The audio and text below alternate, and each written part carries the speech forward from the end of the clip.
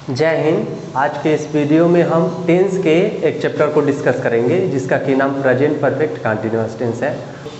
बहुत ही अच्छा टेंस है और इसे अच्छी तरीके से हम समझेंगे कि इसके वाक्यों को कैसे अंग्रेजी में ट्रांसलेट करते हैं। तो चलिए आइए शुरू करते हैं।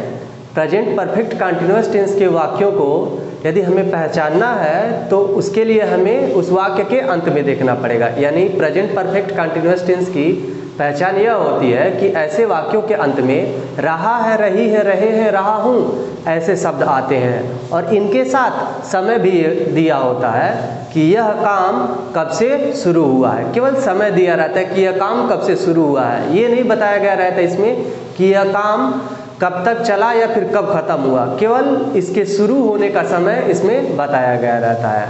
इसी तरीके से एक और टेंस होता है जिसका कि नाम प्रेजेंट कंटिन्यूअस टेंस है। उसमें भी वाक्यों के अंत में रहा है, रही है, रहे हैं ये सब रहते हैं, लेकिन उसमें समय नहीं दिया रहता है। यानी उसमें भी कार्य जारी रहता है और इसमें भी जारी रहता है, लेकिन प्रेजेंट कंटिन्यूअस टेंस में वाक्य कब से शुरू हो रहा है ये उसमें नहीं दिया रहता, यानी उसमें समय नहीं दिया होता है, लेकिन इसमें समय दिया होता है। तो उसमें और इसमें यही फर्क है कि इसमें समय दिया रहता है कि वाक्य कब से शुरू हो रहा है, यानी कब से वह काम हो रहा है, और उसमें समय नहीं दिया होता है। तो आइए अब हम ऐसे वाक्यों को अंग्रेजी में कैसे ट्रांसलेट करते हैं बनाना देखते हैं।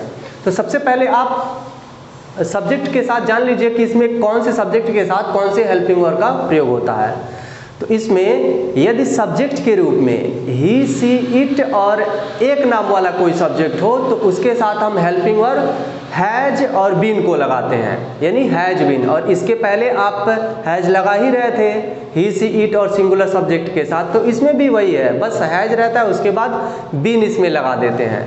उसी तरीके से यदि सब्जेक्ट प्लूरल हो, जैसे आई, वी, दे, यू या फिर दो नाम वाला सब्जेक्ट हो तो उसके साथ हम हेल्पिंग वर्ब हैव और उसके बाद बीन को लगा देंगे। तो इस टेंस में हमें दो सहायक क्रिया मिलेंगी, एक हैज बीन और एक हैव बीन। तो हैज यदि सब्जेक्ट के रूप में ही, सी, इट और एक नाम हो तो हैज बीन लगाएंगे, और यदि सब्जेक्ट के रूप में आई, वी, दे, यू और दो नाम हो तो हम हैव बीन हेल्पिंग वर्ब को लगाएंगे। और इस टेंस में वर्ब की फोर्थ फॉर्म का प्रयोग करेंगे, मतलब वर्ब की फर्स्ट फॉर्म में आईएनजी जोड़ देंगे। अब इसको कैसे बनाएंगे वो देख लेते हैं कि पहले क्या रखेंगे, फिर क्या रखेंगे, फिर क्या रखेंगे। तो हम फार्मूले को देख लेते हैं। सबसे पहले यदि हम वाक्य को बनाएंगे तो सबसे पहले हम सब्जेक्ट को रखते हैं, ये तो पता ही है। तो सब्जेक्ट को सबसे पहले रखेंगे, फिर सब्जेक्ट के बाद हेल्पिंग वर्ब जो कि अभी आपको बताया गया है, ठीक है, उसको लगाएंगे। या तो हैज बीन लगाएं या हैव बीन लगाएं, अभी हमने आपको बताया। उसके बाद फिर वर्ब की फोर्थ फॉर्म को लगाएंगे।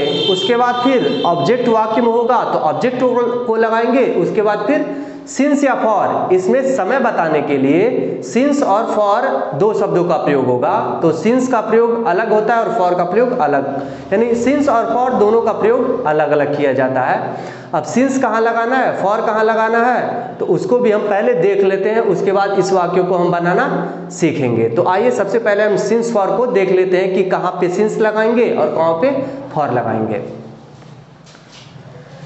तो सिंस और फॉर, तो सिंस का अर्थ से होता है, यानी सिंस की जो हिंदी होती है वह से होता है, यानी सिंस मतलब से होता है। और सिंस का प्रयोग निश्चित समय के लिए किया जाता है, यानी सिंस को हम तब लगाएंगे जब वाक्य में निश्चित समय दिए गए हो, वहाँ पे हम सिंस को लगाएंगे। अब निश्चित समय में क्या क्या आएगा तो यहाँ पर लिख करके आपको बताया हुआ गया है।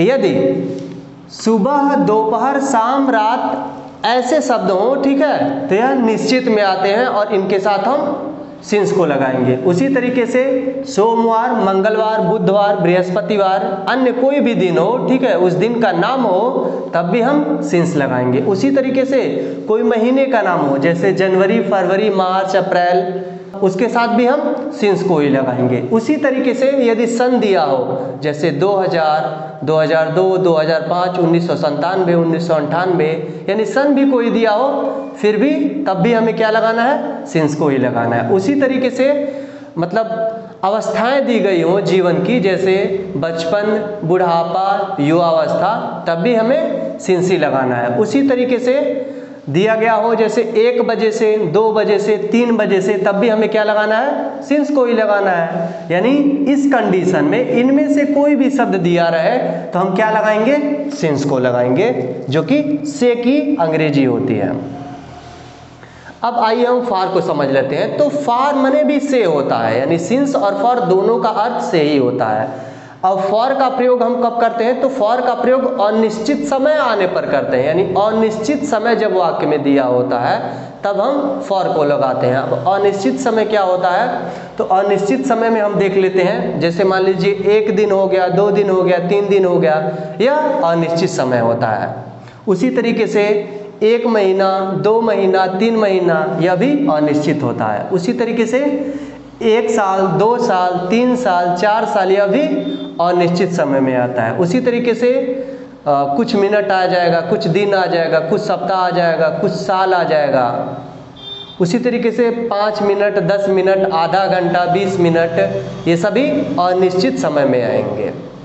तो यदि इनमें से कोई भी वाक्य में रहता है, कोई भी इनमें से यदि रहेगा समय के रूप में, तो हम फॉर को लगाएंगे। क्यों? क्योंकि यह अनिश्चित समय को दर्शाते हैं और अनिश्चित समय के लिए हम फॉर का यूज करते हैं। इस प्रकार से हम सिंस और फॉर को अलग अलग कंडीशन के अनुसार लगाएंगे। यानी जब वाक्य में निश्चित समय दिया हो तो सिंस को लगाएंगे, और जब वाक्य में अनिश्चित समय दिया हो तो हम फॉर को लगाएंगे। अब आप ये देख रहे हैं, अब फॉर के प्रयोग में, अब फॉर वाले में क्या होता है? जब भी वाक्य में गिनती आए, जब भी वाक्य में गिनती आए, जैसे 1 2 3 4 5 6 7 8 9 10, यानी जब भी गिनती काउंटिंग कोई नंबर आए, तब हम जब भी कोई काउंटिंग वाला नंबर आए तो हम क्या वहाँ पे लगाएंगे? फॉर को लगाएंगे। यानी जब भी कोई काउंटिंग वाला नंबर हो तो उससे हम ये जान जाएंगे कि वहाँ पे फॉर को लगाना है। लेकिन इसमें भी एक काउंटिंग नंबर दिया है, जैसे 1 बजे, 2 बजे, लेकिन केवल इसको छोड़ करके बाकी जितने भी काउंटिंग नंबर में आएंगे उसके साथ हम फॉर ही यूज करेंगे।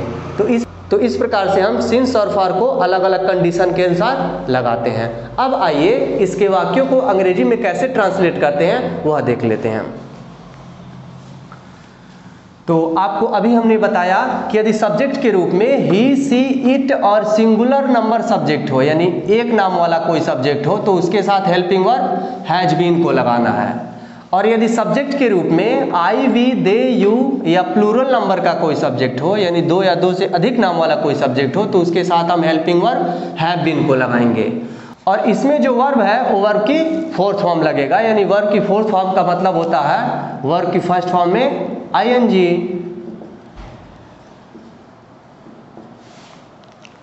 और इसमें जो वर्ब होता है वो वर्ब की 4th फॉर्म का प्रयोग होता है। वर्ब की 4th फॉर्म का मतलब है वर्ब की 1st फॉर्म में ING, और इसमें समय के लिए बताए हैं कि सिंस और फॉर का प्रयोग होगा।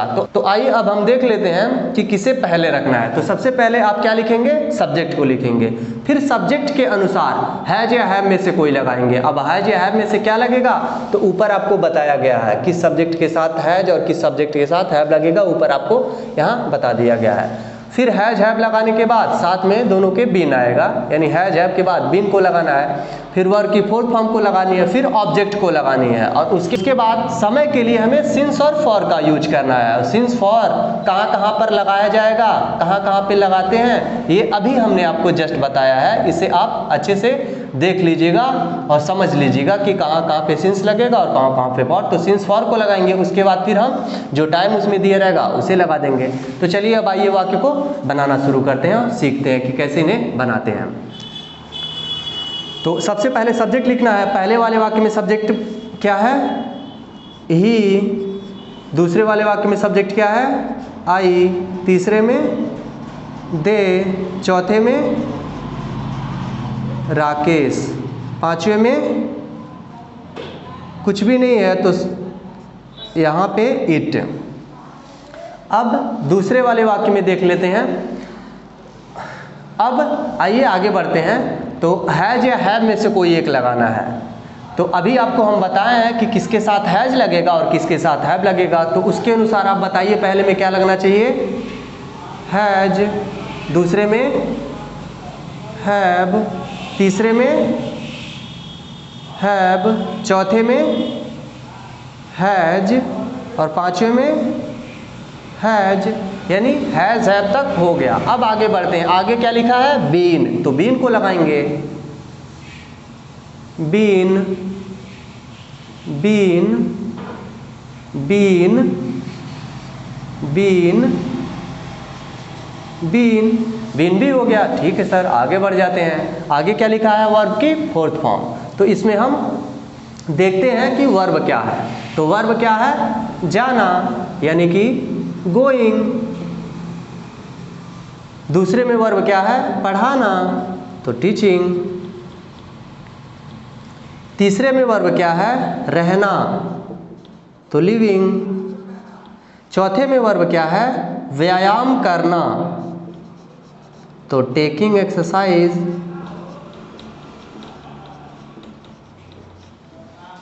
पांचवें में वर्ब क्या है? वर्षा होना, तो रेनिंग।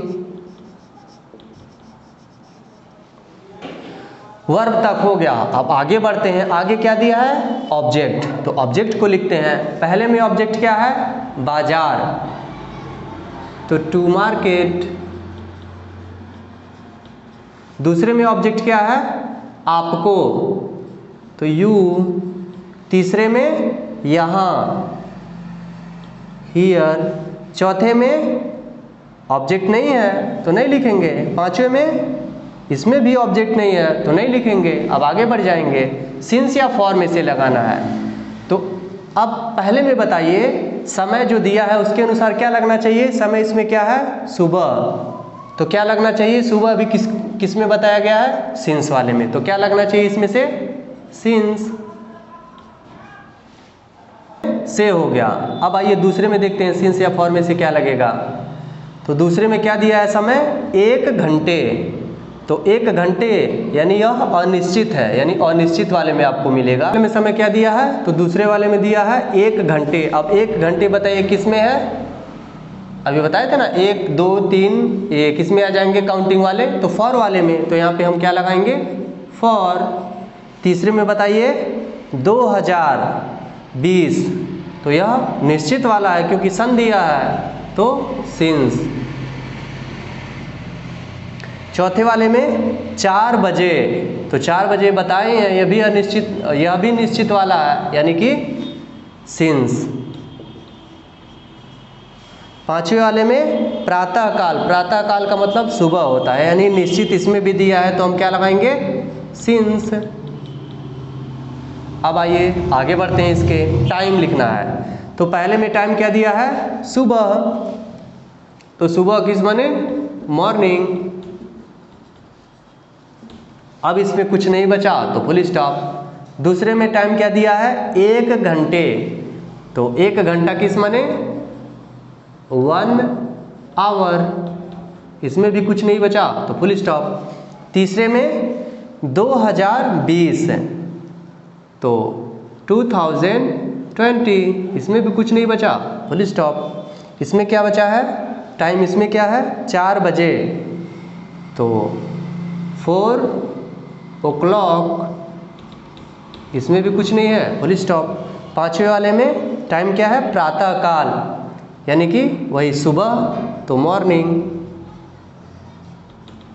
इसमें भी अब नहीं कुछ बचा तो फुल स्टॉप। तो हम इसके अफर्मेटिव सेंटेंस को बनाते हैं। आइए इसके निगेटिव वाक्यों को कैसे बनाते हैं वह देखते हैं। तो इसके निगेटिव वाक्यों को बनाने के लिए आपको कुछ भी नहीं करना है। जैसे आप अफर्मेटिव वाक्य को बना रहे थे वैसे ही आपको बनाना है। बस हैज और हैव के बाद नॉट को लिख देना है और उसके बाद बीन को लगाना है। बस आपको इतना ही करना है, यानी हैज हैव के बाद आप नॉट को लगा देंगे और फिर बीन को लिखेंगे। बस आइए देखते हैं। जैसे सब्जेक्ट सबसे पहले लगाना है, तो पहले में सब्जेक्ट क्या है? ही। दूसरे में सब्जेक्ट यू। तीसरे में आई। चौथे में सीता एंड गीता। अब हैज या हैव में से पहले में क्या लगेगा? हैज। दूसरे में हैव। तीसरे में हैव, और चौथे में सीता और गीता यानी दो नाम आ गए तो क्या लगना चाहिए, हैव। अब इसी के बाद क्या लगाना है, नॉट, तो not not not not, not तक हो गया। आगे क्या लिखना है, बीन, तो बीन को लगा दीजिए, बीन बीन बीन बीन, यानी बीन तक हो गया। अब क्या लिखना है, तो वर्ब की फोर्थ फॉर्म लिखनी है। तो पहले में वर्ब क्या है, गोइंग, दूसरे में याद करना तो लर्निंग, तीसरे में पूरा करना कंप्लीटिंग, चौथे में काम करना वर्किंग। वर्ब तक हो गया। अब वर्ब के बाद क्या लिखना है, ऑब्जेक्ट। तो पहले में बताइए ऑब्जेक्ट है, हाँ है, स्कूल, तो टू स्कूल। दूसरे में ऑब्जेक्ट अपना पाठ, तो अपना की अंग्रेजी सब्जेक्ट के अनुसार लगेगी, यू है तो योर, और पाठ का लेसन। तीसरे में ऑब्जेक्ट अपना कार्य, तो इसमें भी अपना की अंग्रेजी सब्जेक्ट के अनुसार लगेगी, आई है तो अपने की अंग्रेजी माई, कार्य का वर्क। चौथे वाले वाक्य में ऑब्जेक्ट यहाँ, तो यहाँ की अंग्रेजी हियर।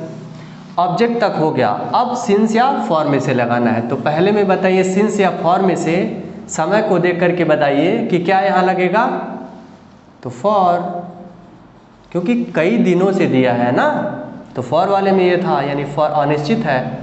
दूसरे वाले वाक्य में सिंस, तीसरे में बताइए सिंस या फॉर में से फॉर, चौथे में बताइए सिंस। तो सिंस फॉर तक हो गया। अब टाइम जो दिया है वो लिखना है। पहले में क्या टाइम दिया है, कई दिनों, तो कई का क्या होता है, मेनी, और दिनों का डेज, और इसमें कुछ नहीं है तो फुल स्टॉप। दूसरे में समय क्या है, सुबह, तो मॉर्निंग, इसमें भी हम नहीं कुछ है तो फुल स्टॉप। तीसरे में समय क्या दिया है, आधे घंटे, तो आधे घंटे की अंग्रेजी हाफ एन आवर, इसमें भी अब कुछ नहीं है तो फुल स्टॉप, इसमें भी अब कुछ नहीं है तो फुल स्टॉप। चौथे में समय क्या दिया है, 2010, तो 2010, इसमें भी कुछ नहीं है फुल स्टॉप। तो इस तरीके से हम इसके नेगेटिव वाक्यों को बनाते हैं, यानी कि हैज़ और हैव हेल्पिंग वर्ब के बाद नॉट को लिख देते हैं और उसके बाद बीन को लगा देंगे, बस। अब आइए इसके इंट्रोगेटिव वाक्यों को देखते हैं। तो इंट्रोगेटिव वाक्य आपको पता ही है कि कई मॉडल के होते हैं। जैसे कुछ इंट्रोगेटिव वाक्य ऐसे होते हैं जो जिसमें क्या शब्द शुरू में रहता है, और कुछ इंट्रोगेटिव वाक्य ऐसे होते हैं जिसमें क्या, कब, क्यों, कैसे, जो भी क्वेश्चन वर्ड होते हैं ये बीच में दिए होते हैं। और कुछ तो ऐसे होते हैं जिसमें क्वेश्चन वर्ड भी रहता है और साथ में नाउन भी रहेंगे। तो इनको अलग अलग तरीके से बनाएंगे, बट एक ही फार्मूले का यूज करके बनाएंगे। कैसे बनाएंगे, तो आइए देखते हैं। तो यदि क्या शब्द से वाक्य शुरू हो तो आप उस वाक्य को बनाने के लिए हेल्पिंग वर्ब से शुरू करेंगे वाक्य को बनाने, यानी कि ऐसे वाक्य जिसमें क्या शब्द शुरू में ही हो उसको बनाने के लिए हम उस वाक्य को हेल्पिंग वर्ब से बनाना शुरू करते हैं। और यदि क्वेश्चन वर्ड बीच में आए हुए हो तो उनको बनाने के लिए हम क्वेश्चन वर्ड को पहले लिखते हैं सबसे। तो आइए जैसा वाक्य होगा उस तरीके से हम इसको बनाते हैं। तो देखिए पहला तो क्या वाला है, तो इसे हम कहाँ से बनाना शुरू करेंगे, हेल्पिंग वर्ब से, यानी हैज या हैव से। तो चलिए बनाते हैं। पहले में क्या लगेगा, क्या की अंग्रेजी हैज या हैव में से, तो सब्जेक्ट के अनुसार ही लगता है हैज या हैव। तो पहले में सब्जेक्ट को देख करके बताइए क्या लगना चाहिए, हैज, क्योंकि सब्जेक्ट क्या है, वह है, तो हैज लगेगा। दूसरे में हैव, ठीक है। अब सब्जेक्ट, तो इस वाले वाक्य में सब्जेक्ट क्या है? पहले वाले वाक्य में ही, दूसरे वाले वाक्य में वी। सब्जेक्ट हो गया, सब्जेक्ट के बाद क्या लगाना है? बीन। तो दोनों में बीन लगा दीजिए, क्योंकि बीन तो लगेगा ही दोनों में। बीन हो गया। उसके बाद वर्ब की फोर्थ फॉर्म, तो पहले में वर्ब क्या है? आना, तो कमिंग। दूसरे में वर्ब क्या है? सीखना, तो लर्निंग। हो गया सर। अब क्या लिखा है? ऑब्जेक्ट। ऑब्जेक्ट पहले में क्या है? तो पहले में ऑब्जेक्ट नहीं है तो नहीं लिखेंगे, दूसरे में देख लेते हैं। दूसरे में ऑब्जेक्ट हाँ है, अंग्रेजी, तो इंग्लिश। ऑब्जेक्ट तक हो गया। अब सिंस या फॉर, तो पहले में बताइए, सिंस या फॉर में से समय को देख करके बताइए पहले में कि सिंस या फॉर में से क्या लगना चाहिए? हाँ, फॉर। दूसरे में फॉर, ठीक। अब सिंस या फॉर लग गया, अब समय को लगाना है। तो पहले में टाइम क्या दिया है? आधे घंटे, यानी हाफ एन आवर। इसमें अब कुछ है नहीं है तो क्या लगाएंगे? क्वेश्चन मार्क को लगाएंगे। उसी तरीके से दूसरे में देख लेते हैं कि समय क्या दिया है। तो 2 साल, तो 2 साल का ईयर, चूंकि यहाँ 2 हो गया इसलिए प्लूरल हो जाएगा, ईयर्स। इस तरीके से हम क्या वाले वाक्यों को बनाते हैं। अब आइए ऐसे वाक्यों को हम बनाते हैं जिसमें कि क्वेश्चन वर्ड बीच में रहता है, और यदि नाउन भी उसमें रहेगा तो उसके साथ नाउन को भी लिख देंगे। जैसे तीसरा और चौथा को बनाते हैं, तो सबसे पहले इसमें क्वेश्चन वर्ड हमें लिखना है। तो देख लेते हैं क्वेश्चन वर्ड पहले में कहाँ, दूसरे में कौन सा। तो क्वेश्चन वर्ड वाक्य फार्मूले में लिखा भी है, तो सबसे पहले क्वेश्चन वर्ड को लिखेंगे। तो तीसरे में क्वेश्चन वर्ड क्या है? कहाँ, यानी कि वेयर। चौथे में क्वेश्चन वर्ड कौन सा, यानी कि विच। अब यदि वाक्य में नाउन दिया रहेगा तो हम नाउन को लिख देंगे क्वेश्चन वर्ड के ही बाद। तो पहले वाले वाक्य में, तीसरे वाले वाक्य में देख लेते हैं नाउन है नहीं है, तो नहीं नाउन को लिखेंगे। चौथे वाले वाक्य में देख लेते हैं नाउन है, हाँ कार्य है, तो इसको हम लिख देंगे। तो कार्य किस माने? वर्क। अब आइए हैज या हैव में से लगाना है। तो तीसरे वाले वाक्य में बताइए हैज या हैव में से सब्जेक्ट के अनुसार क्या लगना चाहिए? हैज। चौथे में हैव, सब्जेक्ट। तीसरे में क्या है? ही। चौथे में यू। सब्जेक्ट के बाद बीन को लगाना है, तो लगा दीजिए बीन। बीन। वर्ब, पहले में वर्ब क्या है? रहना, यानी कि लिविंग। चौथे में वर्ब क्या है? पूरा करना, कंप्लीटिंग।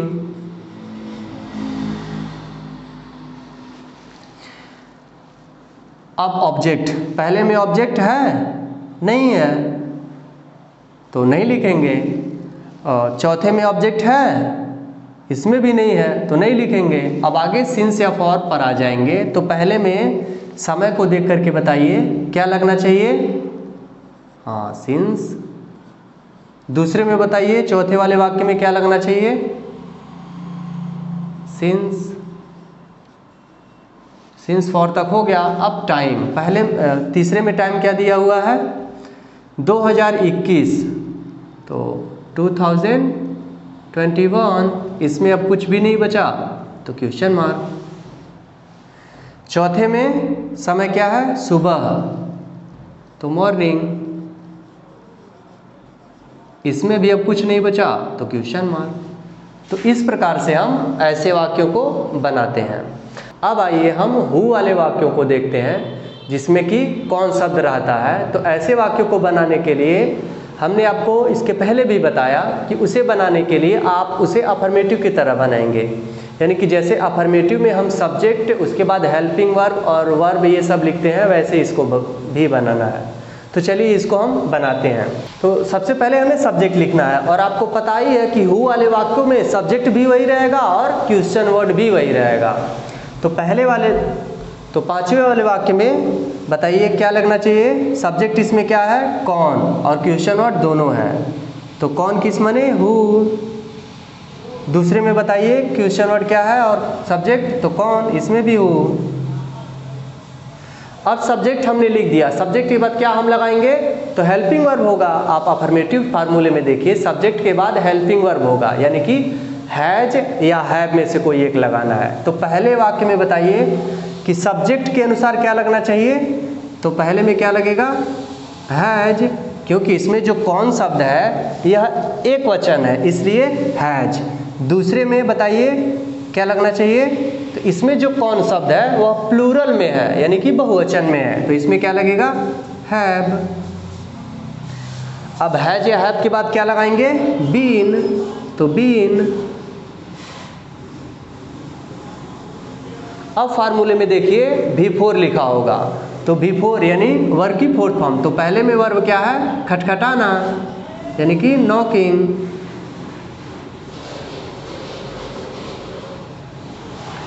दूसरे में वर्ब क्या है, प्रतीक्षा करना, यानी कि वेटिंग। ठीक है। अब इसके बाद ऑब्जेक्ट को लगाना है। तो पहले में ऑब्जेक्ट क्या है, अब इसके बाद फार्मूले में ऑब्जेक्ट होगा। तो पहले में ऑब्जेक्ट क्या है, दरवाजा, यानी कि द डोर। दूसरे में ऑब्जेक्ट क्या है, तो हमारी, तो अस। अब ऑब्जेक्ट तक हो गया। अब ऑब्जेक्ट के बाद सिंस या फॉर होगा। तो सिंस या फॉर में से आप बताइए कि पहले वाले वाक्य में, यानी जो पांचवा वाला वाक्य है, इसमें क्या लगाएंगे, तो सिंस। दूसरे वाले वाक्य में बताइए, छठवें वाले वाक्य में, तो फॉर। अब सिंस फॉर भी हो गया। अब हमें क्या लगाना है, अब हमें लगाना है टाइम जो दिया होगा। तो पांचवें वाले वाक्य में समय क्या है, 2 बजे, तो 2 o'clock। इसमें कुछ नहीं है, क्वेश्चन मार्क।